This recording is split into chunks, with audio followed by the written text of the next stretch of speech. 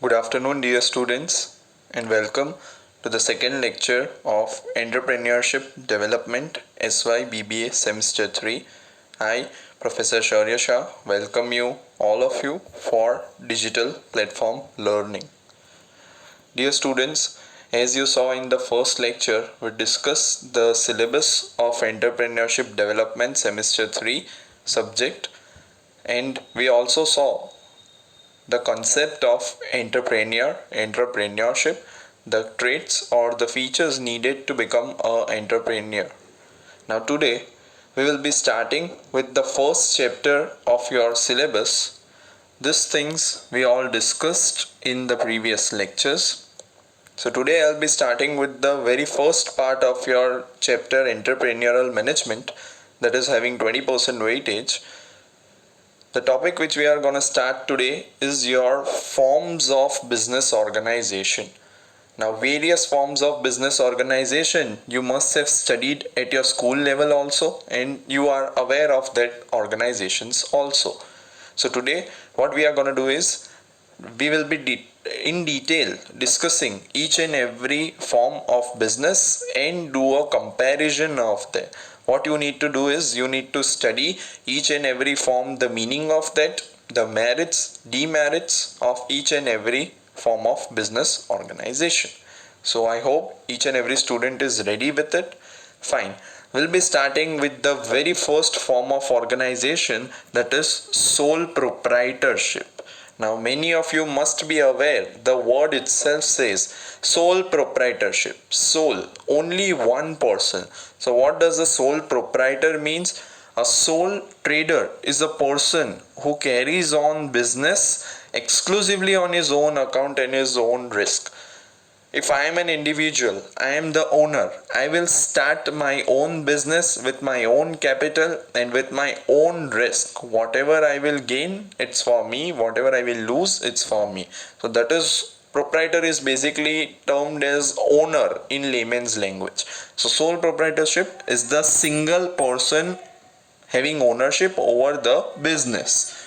So second is, it is a form of business which is owned, managed and controlled by an individual. As I told you students, it is owned, managed and controlled by an individual. It is only a single person doing all the work. Again, it is the simplest form of business established with the limited resources, ability and capital of the individual, that is known as sole trader. So I hope each and everyone must be clear with the concept of sole proprietorship. Fine. So it is what it is. Again, we'll be quickly revising it. It is a single person bringing on the capital. It is managed by that single person only, and it is owned by that single person only. I hope everyone is clear with that part. Fine.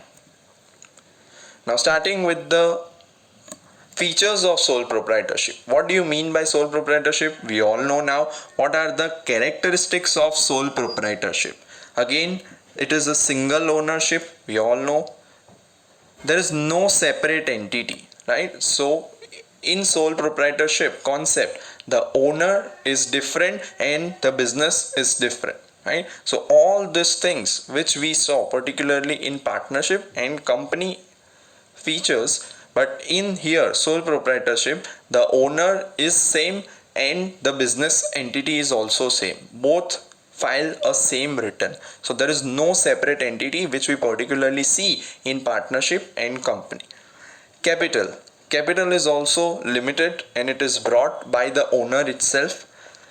Fourth, formation. Again, formation, we can say it is very easy to form a business. Any of the time you can start your own business. If you want to close it down, you can easily close it down because you are the only individual running the business. Risk bearing.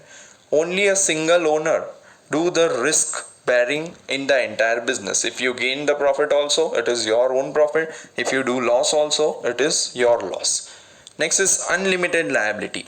As the business itself is run by one individual, the entire liability of the business bears upon one person only. So it is an unlimited liability. Once your business is shut down, the assets of the business will be sold down. If at all liability is not paid up, then again your household or your personal assets can also be sold off to settle down the liability.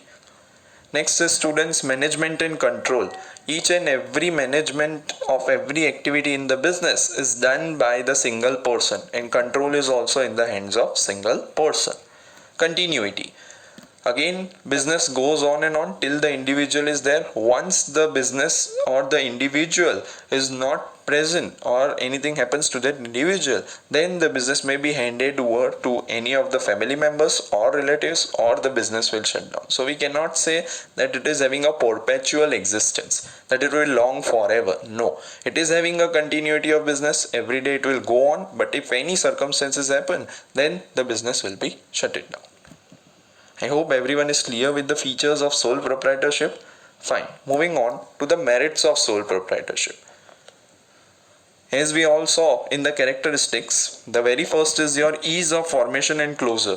Today, if you want to start a new business or a new enterprise, you individually can also start it and you can close it down also. It is very easy to form and close. Next is flexible. It is in your hands to manage and control the entire business. So it is very flexible. If you want today to make any changes in the business or the structure, you can easily make it. Next is quick decision making. Only a single person is handling and managing the entire business, so quick decisions can be taken any point of time. Secrecy of information. The information which you are holding will be only in your hand. So a secrecy is maintained, which is not possible either in company or in partnership, because you need to share the information and the decision. Direct incentive. Whatever you are gaining, it is your profit share only. If you earn a huge profit, then direct incentive is received. Sense of accomplishment. You gain a sense of accomplishment, that it is your efforts which is gaining profit. So whatever hard work you are doing, you will receive a reward for it. Next is personal touch. Personal touch with each and every customer is possible in particularly sole tradership, because you are the only person who are doing entire business. You are trading with the customer, you are dealing with the customer, and you are solving their complaints. So a sense of personal touch also is available.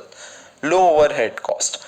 As such, a firm is very small, you are the only person, so overhead cost may be either of salary, maybe of your employees cost, maybe of your advertisement. Every such overhead costs are reduced. Minimum government regulation. As such, no permission is needed to start a business on your own if your turnover is less than certain amount. So government regulations are the minimum among all the forms of organization. Next is social importance. In a country particularly like India, where you are having n number of sole proprietorship, people are their own entrepreneurs. So in that, again, the social importance is much more compared to other forms of organization. I hope everyone is clear with the merits of sole tradership. Fine. Now every coin has the two sides. So again, sole proprietorship is having some demerits also. We will see. Fine. Now demerits of sole tradership, I can say the very first is, as there is only one single person handling each and everything, then if that, in absence of that particular trader or sole proprietor, we can say the business will not be able to run that much effectively. So the very first is, it is not having a perpetual existence. Second, limited capital. As one person is only handling the entire business, the capital is very much limited compared to other forms of business. Again, the third, there is lack of specialization. A single person will not be able to have specialists in all the fields. So again, if he appoints someone, it is okay, but alone he cannot handle the entire business. So these are the three main disadvantages. One is lack of perpetual existence, second is lack of huge capital, and the third is lack of specialization. I hope you all must be clear. I will provide you in the notes each and every point in detail also. You can again refer those points. I hope everyone is clear with sole proprietorship. Again, you can find n number of examples. The day-to-day your grocery shops are there. Your again day-to-day FMCG products are there. Each and every, you can find any again professional person. They all are generally running in sole proprietorship business. I hope every student is clear with that. Fine. Moving on. The second form of business, or we can say organization, is your partnership form. Partnership form, again the same name itself says partners. You are partnering with any other person having the same capability or having the some amount of capital or skills, then you convert your business into a partnership form. So what is partnership basically, students?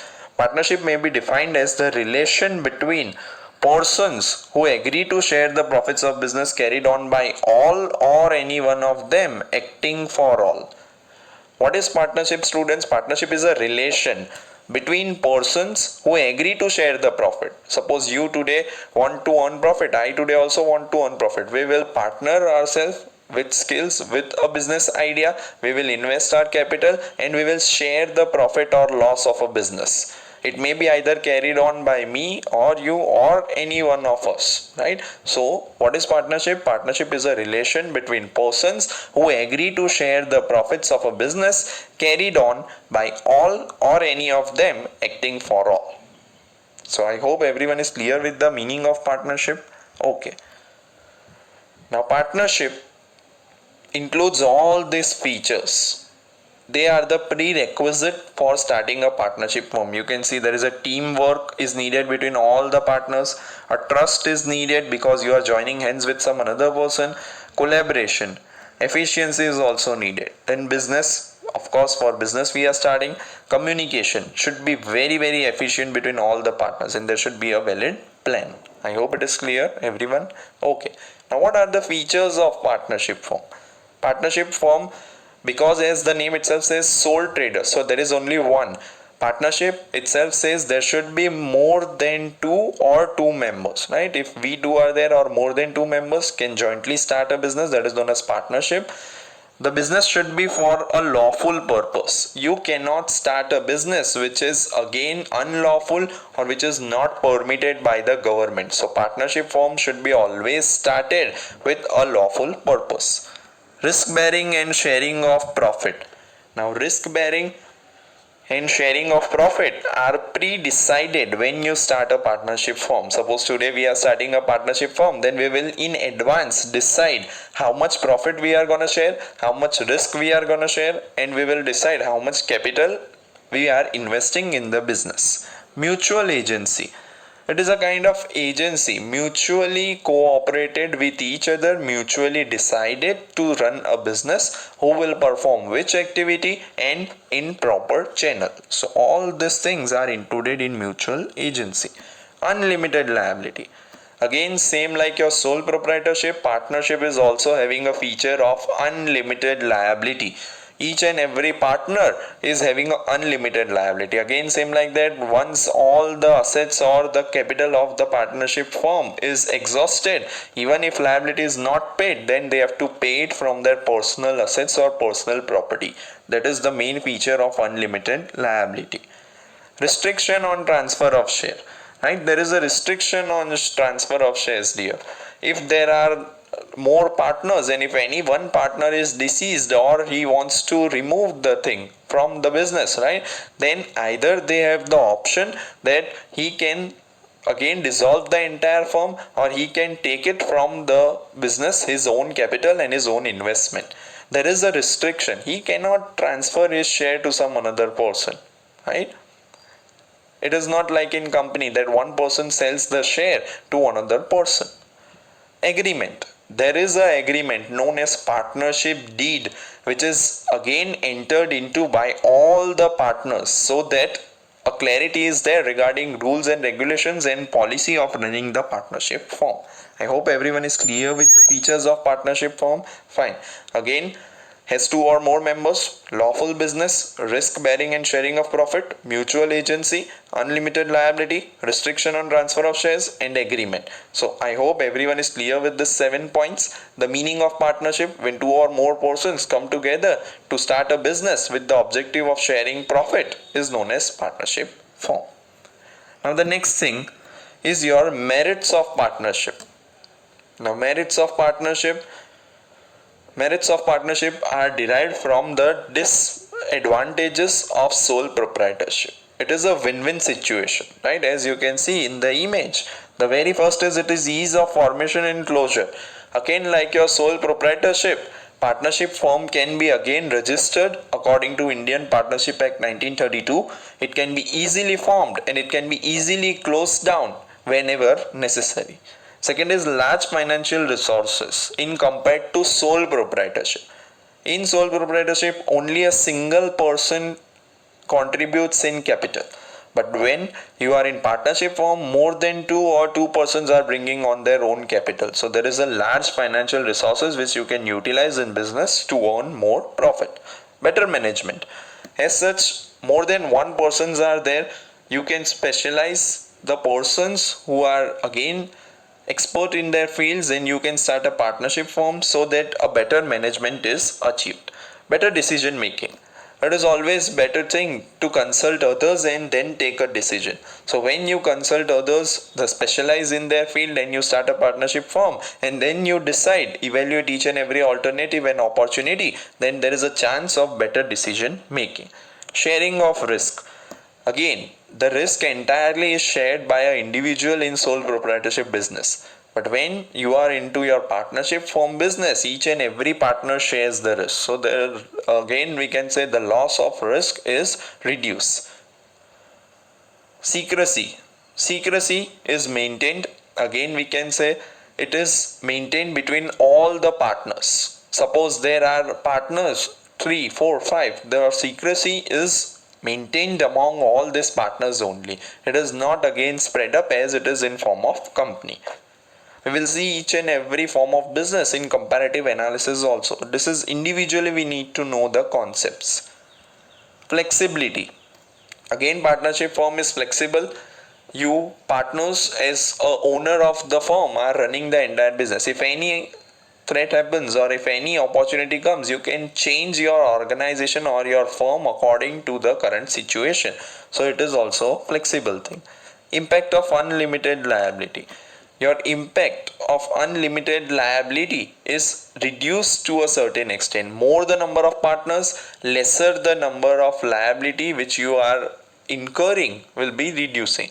So suppose if my loss is 20 crore and I am only person, so I have to bear. If my loss is same 20 crore and we are 10 partners, so my liability is reduced only to 2 crore rupees, right? So impact of unlimited liability is reduced. I hope everyone is clear with the merits of partnership. Just go through it, students, once again. The first is ease of formation and closure. Second is large financial resources. Third is better management. Fourth is better decision making. Fifth is sharing of risk. Sixth is secrecy. Seventh is flexibility. And eighth is impact of unlimited liability. So you need to write down first the meaning, then you need to write down the features, then you need to write down the merits, and then you need to write down the demerits. And you have to explain each and every point, students. Mind well, this is just the head points for your understanding. When I'll give you notes, you need to explain this thing also. Fine. I hope everyone is clear with that part. Next is your demerits of partnership firm. What are the demerits of partnership firm? Less capital as compared to a company. Now, first of all, we compared partnership to sole proprietorship. Now, the next thing is comparing the partnership firm to a company. Now, company is a structure where n number of people invest their money in form of share capital. So, compared to a large pool of money in company, your partnership is having a limited capital, unlimited liability. As such, same like your sole proprietorship, the liability is unlimited in partnership form. So the loss of your risk particularly increases in here also. Conflict between partners. Many a times it takes place that you start a business with partners with different, again we can say, mental thinking. So any a times if conflict takes place between them, your partnership firm has a risk of getting dissolved, right, or risk of getting closed down. Slow decision making. We saw quick decision making particularly in terms of partnership and sole proprietorship, but if many a times consulting many people, some partners may have a different view on an opportunity, some partners may have a completely opposite view on opportunity. So whenever such thing takes place, discussion happens and slow decision making is one of the demerit. Non-transferability of interest. As we saw, there is a restriction on share transfer. So if your transferability of interest is not there, it is a kind of rigidity for a partnership form. If I today want to sell my shares and I want to again dissolve from the partnership firm, then there is lesser possibility. Uncertain life of the firm. As we saw here only, if any conflicts takes place between the partners, then there is a completely uncertainty of the life of the firm. We cannot say it is having a perpetual succession. Less public confidence. If there is a single owner, I as a common man or a public, I will have more trust in it. But whenever I see a partnership firm, then I will, as a stakeholder, as a customer, as a creditor, I will have a lesser confidence in that particular firm. There is a possibility. I hope every student is clear with that part. Fine. This was your student's partnership form. Again, your partnership deed, as I told you earlier only, partnership deed is an agreement between all the partners.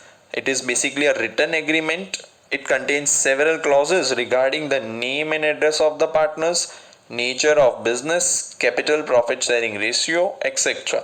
So it will include all the policies, clauses, rules and regulations before starting the partnership firm. It is a kind of mutual agreement between all the partners. I hope everyone is clear with that. Okay. Registration of partnership. Under law, it is not necessary to get the firm registered.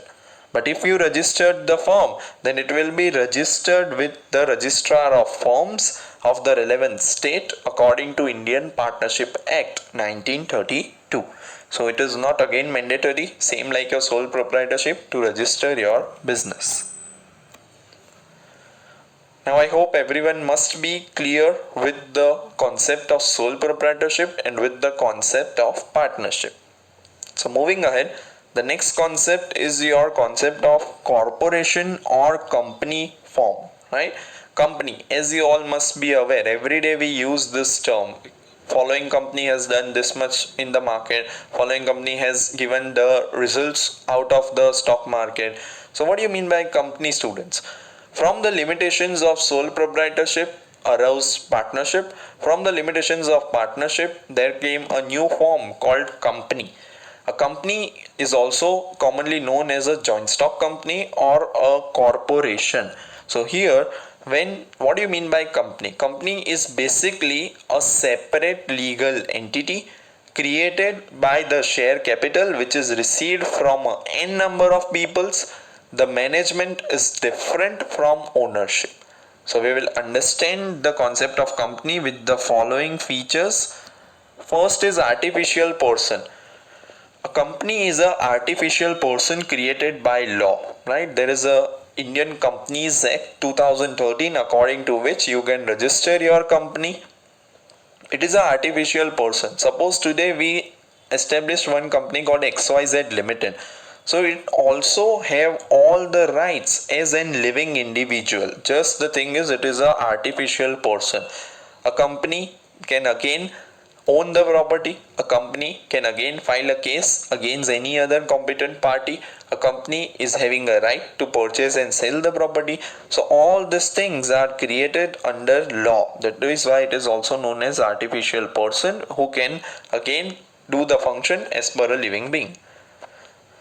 Second characteristics is it's a separate legal entity. Suppose today I purchase a share of a company, I become the owner of the company to that part.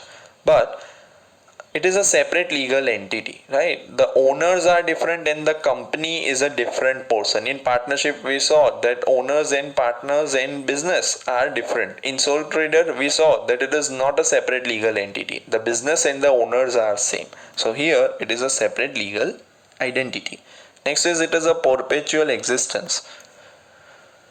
The most important thing, students, from partnership and sole proprietorship, we saw that it is not having a permanent life.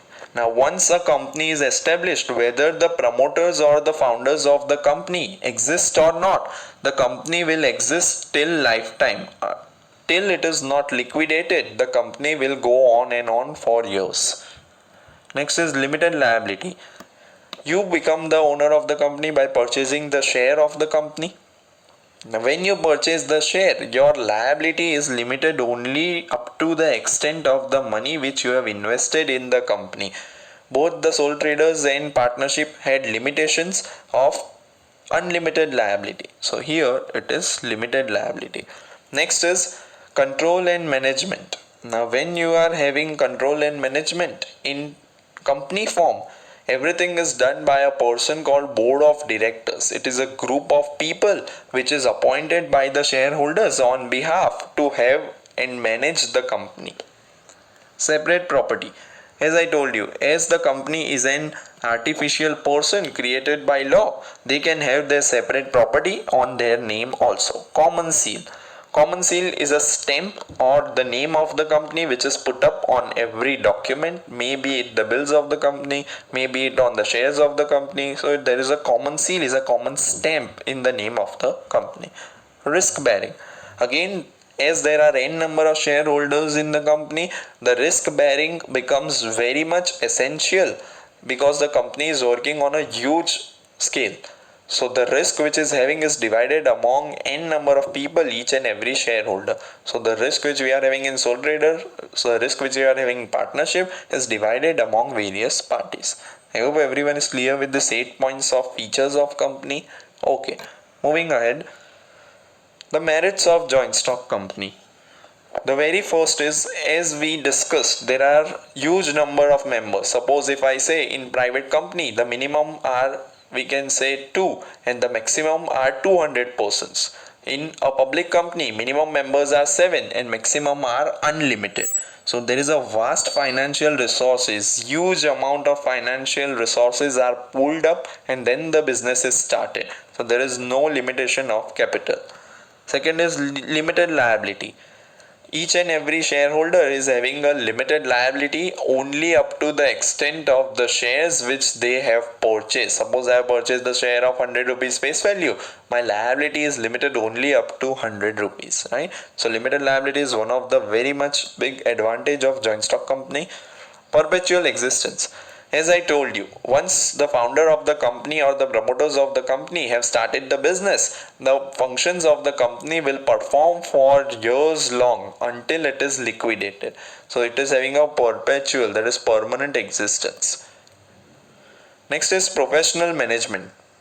As we saw in the point of control and management, that the management of the company is done by board of directors. Now board of directors are the person who are appointed by the shareholders. They are expert in their field, they are specialized in their field and they perform the day-to-day activity of the company. So specialization is achieved in joint stock company and a professional management is done. Diffused risk. The risk of loss sharing is diffused among n number of people's owners of the company. So the risk which was very high in partnership and sole proprietorship namely is diffused among various parties. Scope for expansion. Joint stock company is having a perpetual existence, it's having a huge amount of financial resources also, and as it is again professionally managed, it is having a huge scope for expansion. You can take an example of Reliance Industries Limited students. You must be knowing Reliance is present almost in each and every strata of our economy. They are running into FMCG business also, namely Reliance Market, Reliance Mart. They are into telecommunications also with the name of Jio. They are also into petroleum industry. So huge scope for expansion is present in company form. Next is public confidence. As it is a company, perpetual existence is there. We as an investor are knowing that company is going to exist for a long. The risk is also low and the liabilities are also low. So this will create a public confidence among various kinds of people. I hope everyone is clear with the merits. Now we will move on to demerits of joint stock company. Demerits. The very first is complex procedure of formation. In sole proprietorship and partnership, we saw that it is not necessary to register the establishment of business also. And it is no legal, again we can say, procedure is required to start a business. Now here when we are into company, a complex procedure of formation is required according to Indian Companies Act 2013. So this complex procedure makes the formation of joint stock company difficult. Government regulations. Government completely regulates the working of entire company. If you are a publicly listed company, SEBI is there to watch your working. If you are a private limited company also, then the Corporate Affairs Ministry of India works to regulate your company. So any unlawful business, if it is found, your company will find a legal suit. So government regulations are continuously there. Lack of secrecy. As the company is having a huge amount of shareholders, everything the company performs or do is to be informed to them in form of general meeting. So secrecy is not maintained. Any decision taken by the company is very well known in advance to all the public. Slow decision making. As such, large number of peoples are involved. Each and every decision is to be decided in board of directors meeting. Again, it is to be approved by the shareholders and then the resolution is passed. So, slow decision making is one of the demerits of joint stock company, which was not found in sole proprietorship. Management in the hands of few shareholders, that is oligarchic management. Many a times it takes place that if I am a huge or large shareholder of the company, I will appoint my persons in board of directors, or if I am the person who is having sound skill to manage the company, I will favor my decisions, right? So whatever is beneficial to my group of people or me, I will take decisions according to it. And the last disadvantage is conflicts among the shareholders. Many a times it takes place that groupism comes into existence. According to the percentage of shareholding in the company, conflicts arises for various decision making and the management itself is divided into various stratas. So this will lead to conflicts among shareholders and it will lead to again disadvantage to the company. I hope everyone is clear with the 6 points of demerits. Fine. Now, as I told you, there are mainly 4 types of companies. Companies can again be divided into subtypes, but we can say 4 types of companies are there. First is private company. A private company is a company which is closely held, right? It is not issued their shares in the public. A public company is a company which is listed on stock exchanges. They have issued or they have again, we can say, borrowed money from the common people. Government company. Government company is a company in which more than 51% shareholding is in the hands of government. It is completely owned and managed by the government. Examples you can see is your Hindustan Petroleum, Indian Oil Corporation, Life Insurance Corporation. So all these are your examples of government company. Example of public company very famously known as your Reliance Industries Limited, your Infosys Limited. Next is your foreign or multinational company. A company which is performing in many of the countries, mainly more than one country, or having a headquarter out of India is known as a foreign company particularly. I hope everyone is clear with 4 types. Fine. As you can see students, in the entire slide there are various companies where you can find all types of companies. There are private companies also, there are public companies also, there are government companies also, and there are various kinds of multinational or foreign companies. You can take any example. Starbucks coffee is there, Samsung is there, Microsoft is there, then there is Lego, YouTube is also there, then there is Coca-Cola, Apple Inc. that is very famously known, Audi, Volvo, Facebook, Adidas, Google. Then you have 7up, that is a brand of your PepsiCo India Limited. Then there is your IKEA, then there is Cadbury. So all these companies in your everyday life, the products which we are using are a part of this entrepreneurship development subject. I hope everyone is clear with this part. Fine. The next thing we are going to do is your limited liability partnership. Now, what is limited liability partnership, students? From the disadvantages of your partnership and your company form, a new form arose, that is limited liability partnership. In India, this concept came in 2008 and the first LLP was established in the year 2009. So what is LLP? LLP is, students, a partnership that is hybrid structure with the advantages of partnership and corporate entities. As I told you, it is a mixture of partnership form and it is a mixture of your company form. It is a newer form of business partnership where all of the owners have limited personal liability for the financial obligations of the business. So here the main thing is, as the name itself says, limited liability partnership. So it is a form of partnership with the feature of limited liability in the business. Allows its partners the flexibility for organizing their internal structure as a partnership. Same like your company, you are allowing the partners to again flexibly change their internal structure of the firm. Fine. So what is the main difference between your partnership form and main difference between your LLP? Partnership is a type of business organization in which two or more individuals pool money, skills, and other resources and share profit and loss in accordance with the terms of partnership agreement, as we all know.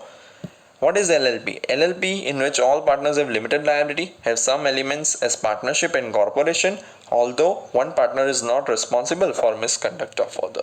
So the main difference is in partnership, it is unlimited liability. In LLP, it is limited liability. Again, the flexibility is also there in LLP. Now looking on to the benefits of LLP students, benefits as compared to corporate form. Now when you are having a company form, compared to your corporate form or company form, the LLP is very easy to form, right? As such, legal procedures to be followed is lesser in amount to a company. Second is easy to run and manage, that is a feature of partnership also. Less compliances, that is less legal compliances you need to follow. Low cost of formation, compared to your company it is lower in cost. Minimum contribution of 1 lakh rupees. A partner can also join the firm with a minimum contribution of 1 lakh rupees. So 1 lakh is the bare minimum amount you need to pay to become a member or a partner in LLP. Less government intervention, compared to your company form there is less government intervention.